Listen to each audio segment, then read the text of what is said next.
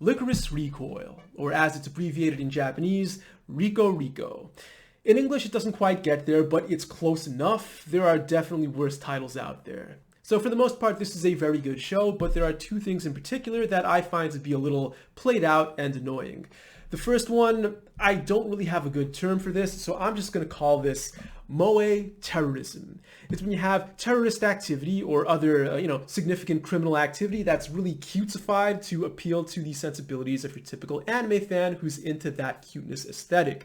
You're going to have terrorists who don't look like Osama bin Laden, but instead look like emo teenagers. You're going to have bombs that, instead of looking like traditional bombs, they look more like teddy bears. You're going to have hackers who, when they hack into a computer, they leave some sort of dancing animal icon in their wake. I don't care for that. I would rather see terrorism be ugly and gruesome. The other thing that I find to be kind of played out about this anime, and once again, it's not really necessarily the fault of this anime, it's more of the trends in the industry more broadly, but the whole, I don't want to kill anyone. Even if they point a gun in my face, I can't kill them because then I'd be crossing a line that I'm never going to come back from, and I'm basically Hitler. It's okay to kill someone if they shove a gun in your face, if they shove a gun in your loved one's face. Even if you kill that person, you can still walk back from it and live a normal life. It's okay. I'm sick of these themes that I've seen pretty much ever since I started watching anime 20 years ago. You have Trigun, Rurouni Kenshin, Monster, which I just rewatched last year, and the first time I watched Monster, no problem with it. This time, every single time Dr. Tenma says, "I'm a doctor, I can't kill anyone. Oh, that wouldn't be moral." I just shake my head because it's so played out by now, I don't need to see this again. So, not necessarily this show's fault, but the whole, I don't want to kill anyone, I could do without that. There are many things about the show that are still played out, but not annoying, at least for me. Schoolgirl assassins, yeah, please, bring more of them. Guns for hire working at a cafe. This is a trope that goes back at least to the 80s, and I wouldn't mind seeing it again. And of course, you have the trope of women who are still in their physical prime, but for some reason think they've hit the wall and are desperate for male attention. I know this is played out, I know it's dumb, but I can never get sick of that. Alright, so there are a lot of cool action scenes in this show, there are good comedic scenes. The show has a very good comedic sense, which, I like to pan anime that have bad comedic sense, so when they do pull it off well, I need to give them credit.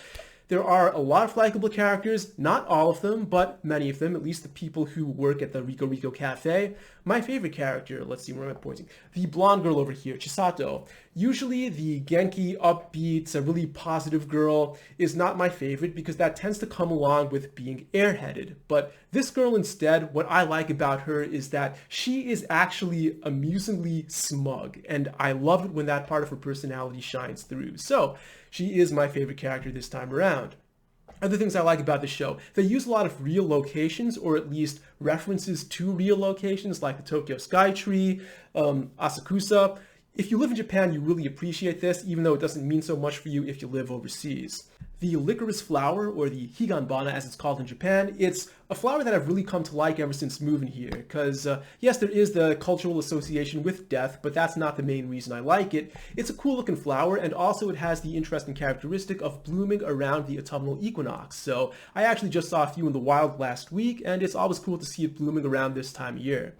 They are poisonous, so don't put them in your mouth. They had to remove the eye catch from episode 11 because it showed these two girls smoking the flower, and they were afraid, I guess, that people would try it at home. So don't do that. If you haven't seen the show yet, it is a cool piece of art, so do Google it if you haven't seen it already. Okay, the ending theme. They have that dancing sunflower. That was actually a famous toy in Japan several decades ago during the Showa era, this little animatronic dancing and singing sunflower. So just a cool tidbit there. They have a weird key change in this song, which doesn't really bother me in the TV size edit, but if you listen to the full version, they change up, they change back down, then they change up again towards the end.